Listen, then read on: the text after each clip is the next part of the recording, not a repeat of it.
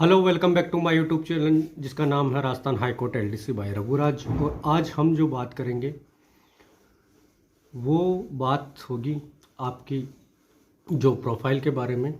क्या क्या काम वहाँ आपको वहाँ करने पड़ेंगे जब आप एज एलडीसी पोस्टेड होंगे। उसी के साथ में कौन कौन सी पोस्टें आपको एज एलडीसी देखने को मिलेगी वहाँ पे, काम की प्रकृति, काम का नेचर क्या होगा, और जो पोस्ट है कौन सी पोस्ट काफ़ी डिफ़िकल्ट है जहां आपको एक्स्ट्रा समय देना पड़ेगा अपनी सीट को। इन सब बातों पर हम चर्चा करेंगे। यदि आप इस चैनल पर नए हैं तो प्लीज़ सब्सक्राइब दिस चैनल। और बिना किसी देरी के हम बढ़ते हैं आगे। जैसे ही आपका चयन रिटन एग्ज़ाम बाद टाइपिंग के लिए होता है, फिर टाइपिंग टेस्ट देने के बाद में डीवी एंड मेडिकल के लिए आपको बुलाया जाता है, फिर बाद जाके आपका फाइनल सिलेक्शन आपको मिलता है। तो फिर वो जो पोस्टें अलॉट होगी आपको, उनके बारे में मैंने काफ़ी सारे वीडियोस बनाए हैं। उनके बारे में पोस्टों का जिक्र करा है कि इस प्रकार के नामों की पोस्टें रहती है, पर उसमें क्या क्या काम आपको करने पड़ेंगे उनको आज हम इस वीडियो में डिटेल से जानेंगे। अब सबसे बड़ी जो बात आती है वो है एक कोर्ट को चलाने के लिए, और कोर्ट का जो काम है काफ़ी टिपिकल काम है, तो उसको डेली का अपडेशन, डेली रूटीन में रखने के लिए, उस काम को मतलब स्मूथली चलाने के लिए जो सबसे महत्वपूर्ण जो सीट है वो एक क्रिमिनल क्लर्क की सीट होती है, जिसमें है एक हैज़ एलडीसी पोस्टेड होता है। एलडीसी ही उस सीट को देखता है। अब बात करें हम, क्रिमिनल क्लर्क की पोस्ट आपको मिल जाती है तो उस पर क्या क्या काम आपको करने पड़ सकते हैं। तो हम इसको शुरुआत से समझेंगे कि स्टार्टिंग में जब जैसे ही कोई केस दर्ज होता है, एफआईआर जैसे लॉन्च होती है, तो एफआईआर रजिस्टर्ड होने के बाद में 24 घंटे में मजिस्ट्रेट की या जज के सामने प्रस्तुत करनी होती है। तो उस दौरान जो रजिस्टर्ड एफआईआर है वो सर्वप्रथम मजिस्ट्रेट के सामने पेश होने के साथ में ही एक फाइल होने के लिए कोर्ट में, संबंधित कोर्ट में आती है। तो वो उसका रिकॉर्ड रखने का काम भी एक क्रिमिनल बाबू का होता है, पहली बात। दूसरी बात, जब उसमें अनुसंधान स्टार्ट हो जाता है, मतलब तफ्तीश, इन्वेस्टिगेशन जारी होता है उस केस में रजिस्टर्ड होने के बाद में एफआईआर, फिर जो उसका जो चालान बन के आता है वो भी सर्वप्रथम मजिस्ट्रेट के पास होते हुए सबसे पहले जो रिपोर्ट होती है वो उस पर चालान पे क्रिमिनल बाबू की होती है। उसमें मैं सूची सारे दस्तावेज चेक किए जाते हैं, जिनमें गवाहों के नाम वगैरह, उनसे संबंधित डॉक्यूमेंट्स वगैरह, एफआर है तो एफआर, उसके अलावा संबंधित घटनाएं, जो प्रथम सूचना रिपोर्ट जो हस्तलिखित है प्रार्थी द्वारा, उसको भी देखा जाता है। सारी चीज़ें उसमें, सारे दस्तावेज को चेक करा जाता है काफ़ी केयरफुली तरीके से। फिर उसके बाद में रिपोर्ट लिखी जाती है उस पर। आफ्टर आपकी रिपोर्ट जब आप लिखते हो उस पर, उसके बाद जरिए रीडर वो मजिस्ट्रेट के या फिर जज साहब के यहाँ पे सामने प्रस्तुत होती है, और उस प्रकार उस पर ऑर्डर शीट चलने के साथ में ही उसको कोर्ट में रजिस्टर्ड कर लिया जाता है। और रजिस्टर्ड करने का काम भी एक क्रिमिनल बाबू का होता है, जो उसमें रजिस्टर होता है उसमें दर्ज करने का सभी केसेस के बारे में वो उसमें डिटेल लिखता है। उसमें कितने एक्यूज्ड है, मतलब अभियुक्त हैं, अपराधी हैं, उन सब का नाम लिखता है। प्रार्थी जो हैं उनके नाम लिखता है, और किस धारा का केस है उसको लिखता है। ये सब उसमें रजिस्टर्ड में उसको सारी डिटेल फुलफ़िल करनी होती है। दो काम ये हो गए। इसके साथ में कोज लिस्ट का काम रहता है। तो आजकल कोज लिस्ट जो है ऑनलाइन शो हो जाती है, मतलब CIS वाला सिस्टम लागू हो रखा है, जिसमें केस इन्फॉर्मेशन सिस्टम जिसको कहते हैं। तो उसमें सारी जितनी भी फाइलें कोर्ट में चलती हैं, जितने भी केसेस कोर्ट में चलते हैं वो ऑनलाइन रजिस्टर्ड होते हैं। तो ऑनलाइन रजिस्टर होने के साथ ही कल तारीख में जो फाइलें आएगी वो ऑनलाइन आप उनको देख सकते हो, कौन कौन सी फाइलें कल की तारीख में निकलने वाली है, जज साहब के सामने प्रस्तुत होने वाली है। तो उन सभी फाइल की कोज लिस्ट निकलती है। उन कोज लिस्ट के अकॉर्डिंग आपको अपने ऑफिस कार्यालय की जो है आपकी सीट के साथ में जो जो केसेस दर्ज हैं उस कोर्ट के अंदर, उन सभी फाइलों को उन तारीखों में जमाना होता है और तारीख पढ़ते ही उनको निकालना होता है। और निकालने के साथ में ही पियोन के जरिए उनको भेजा जाता है कोर्ट रूम में, जहाँ पे जज साहब बैठते हैं, बयान बाबू बैठता है, रीडर बैठते हैं, पीए बैठते हैं। ये सभी एक कोर्ट रूम होता है जहाँ पे गवाह उपस्थित होते हैं बयान दर्ज करवाने के लिए। और इसके अलावा एक्यूज उपस्थित होते हैं, उनके संबंधित वकील उपस्थित होते हैं। वो एक कोर्ट रूम वाला सीन होता है। लेकिन ऑफिस का जो वर्क बता रहा हूँ मैं एज ए क्रिमिनल बाबू, तो उसको ये काम भी करना होता है। तो पहला काम हो गया, सबसे पहला जो काम हुआ, एफआईआर लॉन्च होने के बाद 24 घंटे में आती है तो उसका रजिस्ट्रेशन करना पड़ता है, उसको रखना पड़ता है। दूसरी, चालान यदि प्रस्तुत होता है तो उस पर रिपोर्ट दर्ज करनी होती है, और रिपोर्ट दर्ज होने के साथ ही वो रीडर के यहाँ जाती है। रीडर पे उसमें दर्ज करने के आदेश मजिस्ट्रेट साहब, जज साहब देते हैं। फिर बाद में वापस पुनः वो क्रिमिनल सेक्शन में आती है और क्रिमिनल बाबू उसको दर्ज करता है अपने रजिस्टरों में। उसके साथ ही मैंने बताया कोज लिस्ट, जो कोज लिस्ट है उसके कोज लिस्ट का मतलब है डेली की जो लिस्ट है रोजनामचा, एक तरीके से थानों में होती है, उसी तरीके से रोजनामचा वो चलती है, जिसके उसमें केस लिखे होते हैं, भाई ये केस इस तारीख के है, तो उसके अकॉर्डिंग फ़ाइलों को जमाना होता है, फ़ाइलों को निकालना होता है उस तय तारीख में। तो इस तरीके से रहता है। अब इसके अलावा रिमांड पेपर्स, किसी इन्वेस्टिगेशन के दौरान में किसी अभियुक्त पूछताछ करने के लिए रिमांड पेपर प्रस्तुत किया जाता है। जिस हिसाब से उसमें मोहलत मांगी जाती है रिमांड के लिए उसमें इन्वेस्टिगेशन जारी रखने के, उससे पूछताछ करने के लिए। तो वो जो रिमांड पेपर्स है उसके साथ में एफआईआर यदि आपको पहले प्रस्तुत हो चुकी है तो उसके साथ में उस रिमांड पेपर्स को रखना होता है। और कभी कभार ये भी होता है कि उन रिमांड पेपर्स पे पीसी भेज दिया था, मतलब पुलिस कस्टडी में उनको भेजा जाता है। तो ये अनुमति मिलने के साथ में वो उसका रिकॉर्ड एक क्रिमिनल बाबू को रखना होता है। इसके अलावा जो क्रिमिनल बाबू का काम है, यदि कोई फाइल में निर्णय वगैरह हो चुका है, जैसे किसी केस के अंदर एक्सीडेंट वाला केस हम समझे, तो एक्सीडेंट केस में कई सारे वाहन जब्त हो जाते हैं और वह कोर्ट के जरिए ही छूटते हैं। तो उन वाहनों में आदेश हो चुके हैं, यदि उनकी दरख्वास्त लगती है, दरख्वास्त से मतलब याचिकाएं भी बोलते हैं, और दरख्वास्त जो जज साहब के सामने जरिए वकील प्रस्तुत की जाती है, तो उस दरख्वास्त को स्वीकार किया जाता है, अस्वीकार किया जाता है, ये तो डिपेंड करता है जज साहब के ऊपर। बट जैसे स्वीकार हो जाती है तो उसकी पालना में एक क्रिमिनल बाबू को उसकी सुपुर्दगी बनानी होती है वाहन की, जिसमें वाहन का नाम वगैरह सब चीज़ें सारी डिटेल में आती है। इसके अलावा कभी कभार ये आदेश हो जाते हैं किसी मुलजिम को छोड़ने के, उनकी यदि बेल हो जाती है, तो बेल जब हो जाती है तो उसकी तहरीर बनती है, उसको तहरीर बोलते हैं। देखो ये शब्द आपके सुपुर्दगी, तहरीर, कई सारे ऐसे शब्द होंगे जो उर्दू से रिलेटेड होंगे, बट अब धीरे धीरे मॉडर्न टाइप में चेंजेस होते चले जा रहे हैं। इन शब्दों का इस्तेमाल भी मॉडर्न रूप से ही किया जा रहा है अब। बट तहरीर जो होती है, तहरीर बनती है, एक मुलजिम को छोड़ दिया जाता है बेल के ऊपर, तो उन केसेस में ये बेल तहरीर बनती है।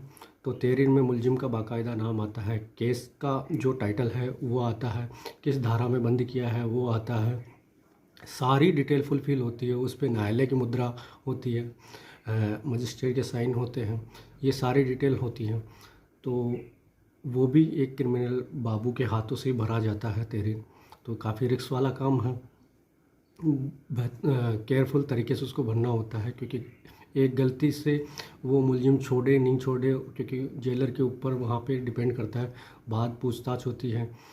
एक भी गलती होने के साथ में नाम में भी आप मिस्टेक करते हो अभियुक्त के, जो एज इट इज़ नाम रिमांड पेपर में आया है उसी नाम के हिसाब से उसको, जिससे वो जेल गया है उसी के नाम से उसको लिखा जाता है। इसके अलावा कभी कभार डेली रूटीन में गवाहों को बुलाने के लिए गवाह लिस्ट होती है, गवाह सूची जिसे कहते हैं। तो एविडेंस सूची जो होती है उसके अंदर जो है, तो उन केसेस के अकॉर्डिंग जो जब वो साक्ष्य अभियोजन में चल रही है होती है फाइल, तो तो उस दौरान गवाहों को बुलाने के लिए भी तामीलें जारी की जाती हैं। तो तामीलों में गवाहों के नाम लिखा जाता है, जो जिस केस में उनको बुलाया जा रहा है उस केस का नाम लिखा जाता है, धारा लिखी जाती है, किस तारीख को उनका एविडेंस होना है, बयान लिए जाने हैं, दर्ज किए जाने हैं, तो वो चीज़, वो तारीख भी मेंशन की जाती है। इस तरीके से तालीमें निकालने वाला काम होता है। तामीलें, तालीम तो होती है शिक्षा, और तामीलें होती है किसी को बुलाने करने के लिए एक तरीके के सम्मान कह सकते हो। तो अब बात करें हम गिरफ्तारी वारंट। जो गिरफ्तारी वारंट जो होता है तो उसको निकालने का काम भी क्रिमिनल बाबू का होता है। तो वो भी गिरफ्तारी वारंट भर के क्रिमिनल बाबू ही भेजता है, उस पर साइन होते हैं जज साहब के, फिर वो जारी हो जाता है।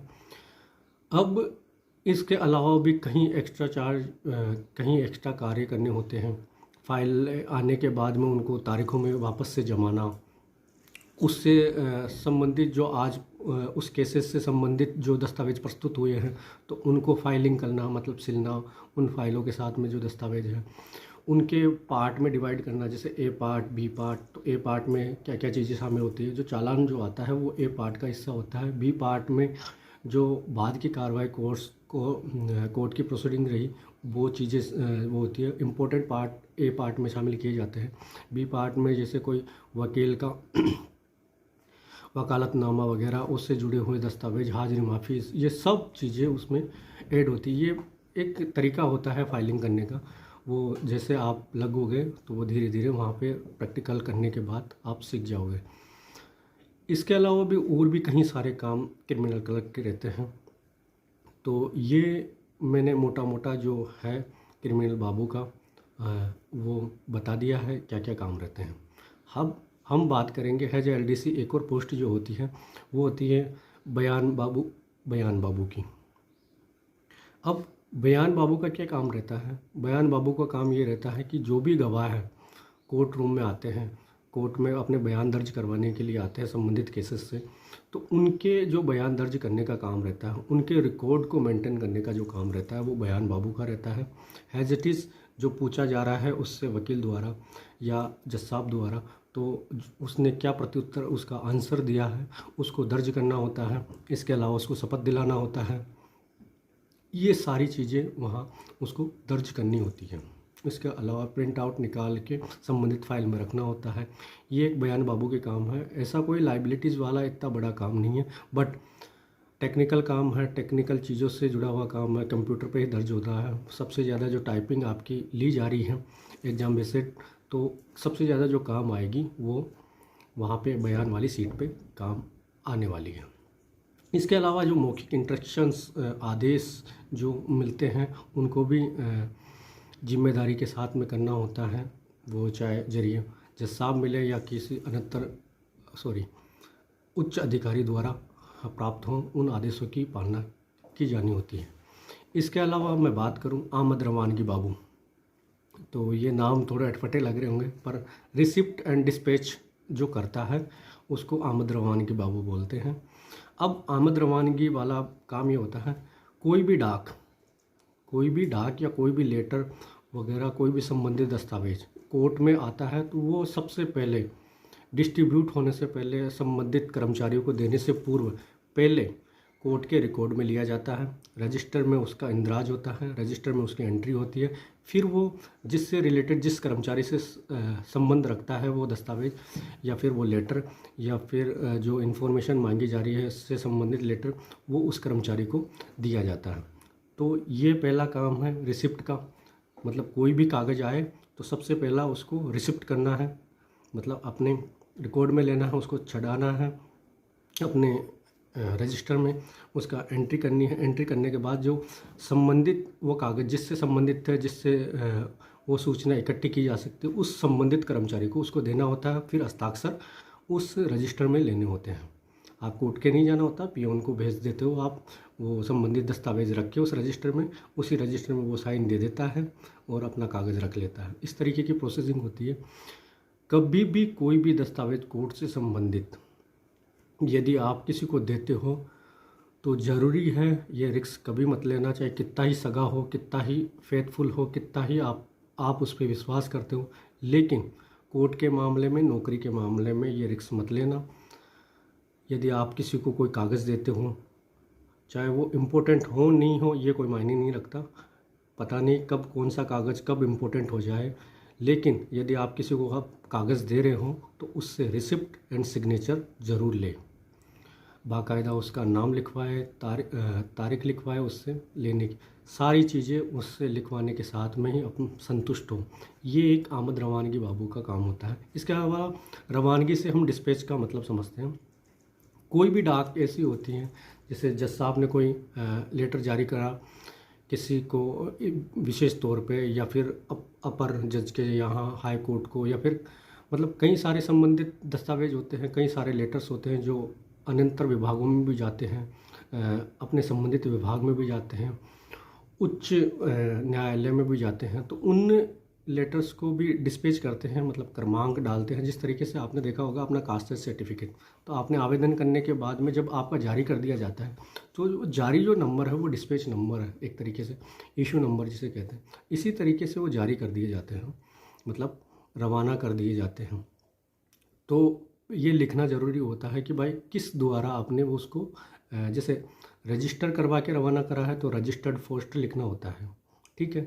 इसके अलावा ईमेल से भेजा है तो ईमेल लिखना होता है, या जरिए किसी के भेजा है, जैसे किसी के पियोन के जरिए भेजा है तो क्या है, एक्चुअली पियोन डायरी होती है जिसमें उस की एंट्री करने के बाद में पियोन डायरी में एंट्री करके पियोन को पकड़ा दिया जाता है। फिर वहाँ पे पीबी लिखना हो, मतलब पियोन बुक लिखना होता है कि भाई इसका मैंने पियोन बुक के जरिए भेजा है, ये चीज़ होती है। इसके अलावा उसके आमद रवानगी के पास में एक डाक रजिस्टर्ड होता है जिसमें उसको जो सरकारी टिकट है जो जिससे डाक पोस्ट की जाती है, तो वो सरकारी जो टिकट है उनका लेखा जोखा रखना होता है, क्योंकि वो एक तरीके का कैश है, वो कम या ज़्यादा नहीं हो सकता। यदि कम या ज़्यादा है तो ये गबन का कार्य माना जाता है, मतलब एक तरीके से उसमें आपने कुछ न कुछ छेड़छाड़ करी है, मतलब उससे फ़ायदा उठाने की कोशिश की है, अनुचित लाभ लेने की कोशिश की है, ये सामने आता है। तो इसलिए मतलब जो केस का काम है टिकट का, डाक टिकट का, तो उनको सहजता से संभाल के रखना चाहिए, ढंग से, सावधानी पूर्वक। तो ये एक आमद रवानगी बाबू का काम है कि कोई पत्र आपके पास प्राप्त होता है उसको दर्ज करना होता है, दर्ज करने के साथ ही संबंधित कर्मचारी को देना होता है, पहला काम। दूसरा काम, यदि कोई अपने यहाँ से, अपने कोर्ट से कोई लेटर जा रहा है तो उसको डिस्पैच करके भेजना होता है। तो ये काम रहता है आमद रवानगी बाबू का, ठीक है। क्रिमिनल बाबू की बात हो गई, आमद रवानगी बाबू की बात हो गई। बयान बाबू के बारे में मैंने बता दिया कि उसको सिंपल जो विटनेस, जो गवाह आए हैं मौजूद, उनके बयानों को दर्ज करना होता है, संबंधित फाइल में लगाना होता है। संबंधित फाइल में मतलब लगाने से मतलब रखना होता है, जो भी संबंधित फाइल है उसमें रख देते हैं बयान निकाल के, प्रिंट आउट लेके। और इसी के साथ में जो मौखिक निर्देश, इंस्ट्रक्शंस वहाँ रहते हुए मिलते हैं उसको पूरा करना होता है। ये तीनों बाबू के बारे में बात हुई। अब बात करते हैं हम सिविल बाबू की। तो जो क्रिमिनल बाबू है वो क्रिमिनल केसेस को देखता है, जिसमें समन केसेस और वारंट केसेस होते हैं। समन केसेस से मतलब ये समझे हम, जिनमें सज़ा कम है, जिनमें राजीनामा होने के साथ में उनका डिस्पोजल कर दिया जाता है। यदि किसी में कॉम्प्रोमाइज़ होते हैं तो कॉम्प्रोमाइज़ के साथ में वो डिस्पोजल हो जाते हैं सॉफ्टली तरीके से। उसके अलावा जो वारंट केसेस होते हैं जिनमें सज़ा ज़्यादा होती है, कई 3 साल से ऊपर तक की सज़ा होती है, तो उनको वारंट केसेस बोला जाता है। तो वारंट केसेस में क्या है, जनरली कॉम्प्रोमाइज़ नहीं होता है, तो उन केसेस इस तरीके से वो क्रिमिनल बाबू इन सबको देखता है। अब बात करें हम सिविल बाबू की। अब सिविल जो बाबू है, सिविल बाबू का क्या काम है, तो सिविल बाबू का जो काम है वो सिविल बाबू का काम है कि जो कई सारे ऐसे केसेस हैं जो भूमि विवाद से संबंधित है, बिल्डिंग्स मकान से संबंधित हैं, तो ऐसे जो डिस्प्यूट वाले मामले हैं जो भूमि से संबंधित हो, मकान विवाद से संबंधित हो, या किसी जगह स्थान से संबंधित हो, जो ऐसे मामले जो होते हैं, कई बार आपने देखा होगा कोर्ट स्टे वगैरह ले लेते हैं भूमि पर, उनमें जो आपराधिक प्रकरण नहीं है एक तरीके से, डिस्प्यूट वाले मामले, विवादित मामले हैं, उनमें कोर्ट फैसला देती है। बाद कोर्ट फैसले के आने के बाद में उसको मानना होता है। उसके अनुसार जिन्होंने ये मामले दर्ज करवाए हैं, जिनके बीच ये डिस्प्यूट चल रहा था, तो उसमें उनके फैसला आने के बाद में उनमें सुलह हो जाती है। तो ये जो मामले होते हैं, इनसे संबंधित जो फाइल्स हैं, उनका जो लेखा जोखा, उनका संधारण, उनका रिकॉर्ड जो मेंटेन किया जाता है, वो एक सिविल बाबू के जरिए किया जाता है, जिनमें मुतफरिक, इज़राइल, दावा, ये 3 प्रकार की पत्रावलियाँ चलती हैं। अब दावा जो मेन क्लेम जो पेश करते हैं उसको रखा जाता है, उससे संबंधित इज़राइल, यदि एडिशनल फाइल उसके साथ ऐड हुई है तो उनको भी शामिल किया जाता है, जिसको मुतफरिक मिसलेनियस फाइल बोला जाता है। तो इस तरीके से रहता है। अब उनसे संबंधित जो काम रहेंगे, उनमें जारी जो आदेश मौखिक हो चाहे लिखित आदेश हो, तो उनमें जो भी जारी होने होते हैं तो वो एक सिविल बाबू ही जारी करता है। जिस तरीके से क्रिमिनल बाबू अपनी संबंधित फाइलों में कुछ भी चीज़ें, कुछ भी इंस्ट्रक्शंस मिले हैं, कुछ भी आदेश मिले हैं लिखित, वो उनमें जो चीज़ें पालना उसको करनी होती है, उसी तरीके से उन केसेस में, उन फाइलों में, सिविल वाली फाइलों में सिविल बाबू को करना होता है। ये एक सिविल बाबू का काम है। तो सिविल बाबू हो गया, बयान बाबू हो गया, क्रिमिनल बाबू हो गया और आमद रवानगी बाबू हो गया। अब बात करें हम कॉपिस्ट की, मतलब कॉपिस्ट से मतलब नकल बाबू की।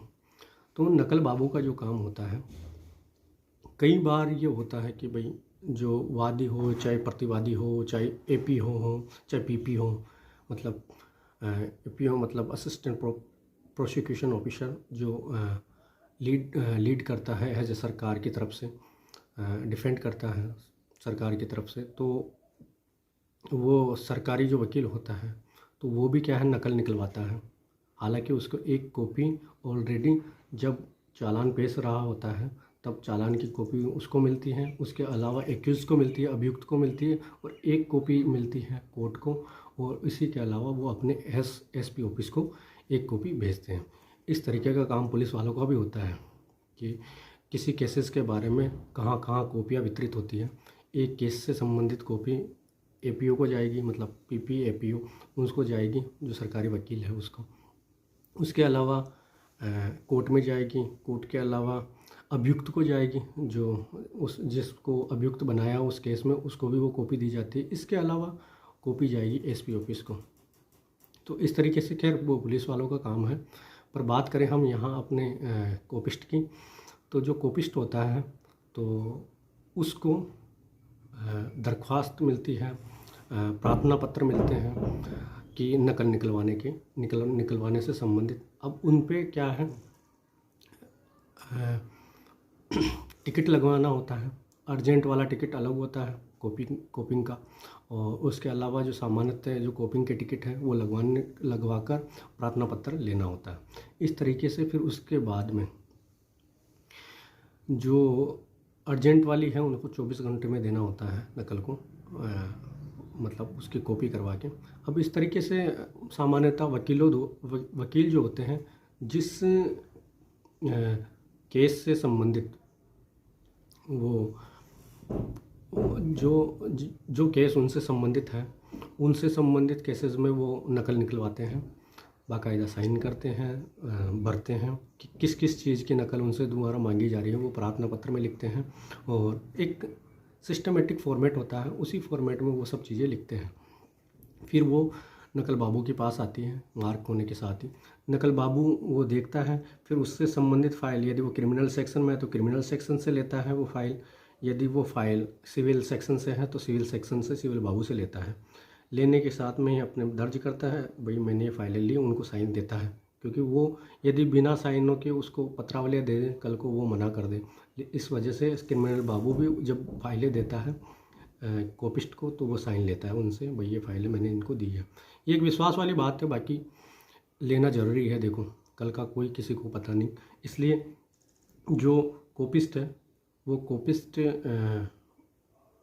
वो संबंधित फाइलें लेता है। जो प्रार्थना पत्र में दस्तावेज की कॉपी उनसे मांगी गई है तो उन फाइलों की कॉपी करवाता है, और कॉपी करवाने के साथ में उसमें कई सारे सील ठप्पे लगते हैं, वो सील ठप्पे होते हैं। फिर उनके अलावा जो कोपिंग के लिए साइनिंग का जो चार्ज किसी को दिया है साइन करने का, तो वो उससे संबंधित व्यक्ति से संबंधित ऑफिसर से संबंधित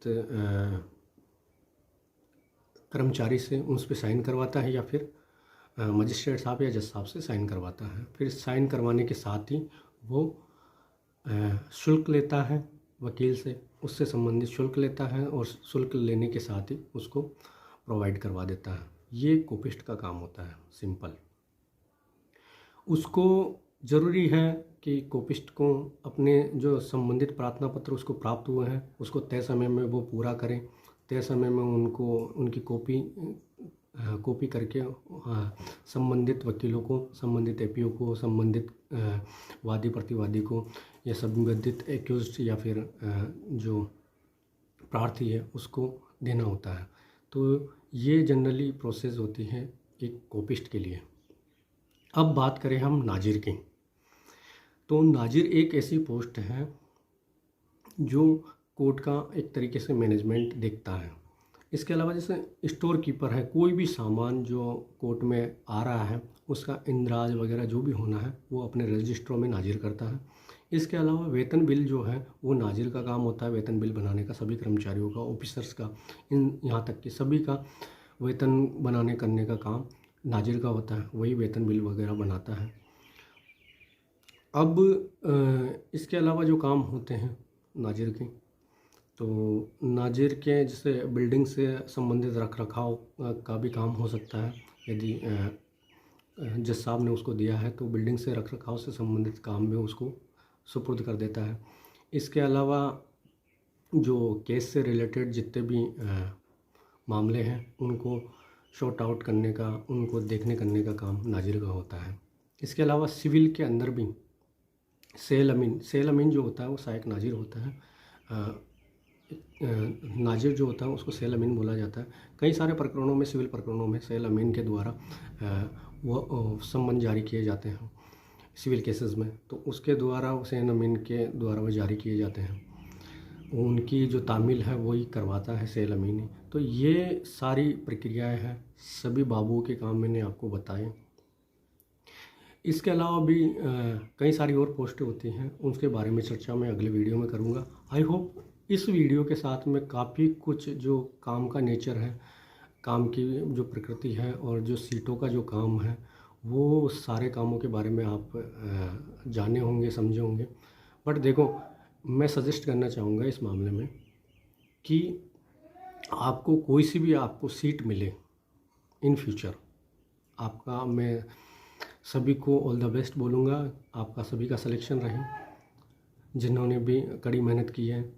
अब लेकिन जब सिलेक्शन आपको मिल जाता है तो सर्वप्रथम ये बात दिमाग में बिठा लीजिए, अभी ही दिमाग में फिट बिठा लीजिए, कोई भी दस्तावेज़ देने से पहले, चाहे कितना ही सगा संबंधी या फिर कोई फेथफुल, चाहे कितना ही विश्वास लायक आदमी हो, उससे साइन लेने हैं। साइन लेने के साथ ही उसको दस्तावेज़ देने हैं, पहली बात। दूसरी चीज़, अब कई बार ये क्वेश्चन उठता है कि वर्कलोड कितना होता है, वर्कलोड बहुत ज़्यादा होता है तो होता है क्या वास्तव में? इस चीज़ से भी काफ़ी घबराते हैं लोग। तो मैं ये कहना चाहूँगा, देखो, यदि आप अपनी संबंधित सीट का ही काम करोगे तो बड़ी बात नहीं है। आप अपनी सीट का काम 10 से 5 बजे तक में आराम से ईजी वे में निपटा सकते हो, कहीं से कहीं तक भी कोई दिक्कत नहीं आएगी। हाँ, दिक्कत स्टार्टिंग के दिनों में आपको आ सकती है, क्योंकि एक तो काम को सीखना है, काम की प्रकृति को जानना है और काम कितने समय में हो सकता है, क्योंकि स्टार्टिंग में आपको थोड़ी पता है ये काम कितने समय में हो सकता है। तो धीरे धीरे आप प्रैक्टिकल तौर पे उस काम को करोगे, प्रैक्टिकल करोगे, तब ही ये कामों के बारे में आप जानोगे, काम के समय के बारे में जानोगे, काम के नेचर के बारे में जानोगे। और धीरे धीरे सीखने के प्रयास से एक्सपीरियंस जब होगा आपको, तो स्टार्टिंग के दिनों में ये परेशानी होती है, बाद जाके आप अपने जो काम है, अपने संबंधित जो काम है, उनको निपटाते हो।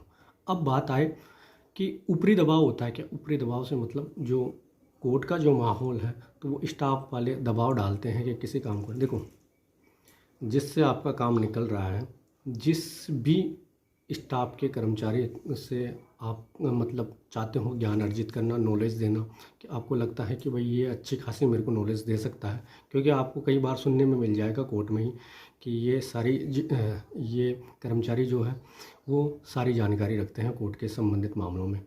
अब उससे आपको ज्ञान प्राप्त करना है, लेकिन देखा भी होगा वो क्या है, वो लोग मोस्ट ऑफ घमंडी होते हैं, वो ऐसे ही अपने ज्ञान को नहीं बांटना चाहते।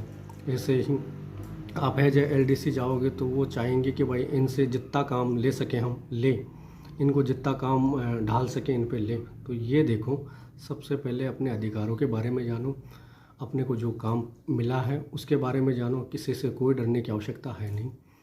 यदि काम को आप अच्छे ढंग से जानोगे, काम को अच्छे ढंग से करोगे, केयरफुली तरीके सावधानीपूर्वक आप करोगे, अपनी सीट का काम सबसे पहले करोगे, बाद जाके आपको समय मिलता है तो उस समय में अदर कोई आपका मतलब अच्छा जिनसे व्यवहार है उससे संबंधित कर्मचारी का आप काम कर देते हो, तो ये कोई बड़ी बात नहीं है, करना चाहिए। पर पहले अपनी सीट का काम होना चाहिए, उसके बाद जाके आप दूसरे व्यक्ति का काम करो।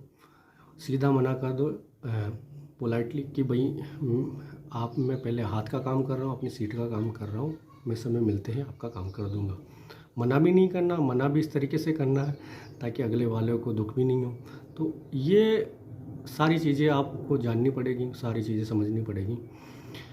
तो ये काफ़ी लंबा चौड़ा हो जाएगा लेक्चर, हालांकि काफ़ी कुछ जानना चाह रहे हो मुझे पता है।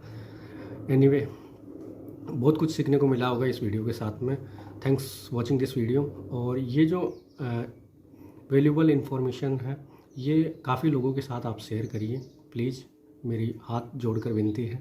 काफ़ी सारे लोगों के साथ इसको फैलाइए जो हाई कोर्ट एलडीसी की तैयारी कर रहे हैं, ताकि वो काम को नेचर से पहले ही मतलब लगने से पूर्व ही काम को जानेंगे तो उनमें कॉन्फिडेंस आएगा। कॉन्फिडेंस के साथ में वो बिल्कुल कॉन्फिडेंट रहेंगे और काम से घबराएंगे नहीं, करेंगे नहीं। तो काम के नेचर को धीरे धीरे ये सब चीज़ें आपके दिमाग में उस टाइम पे रिवाइज होगी कि ये सारे काम की प्रकृति के बारे में हम ऑलरेडी जानते हैं, तो इसलिए ज़रूरी है। So thanks watching this video.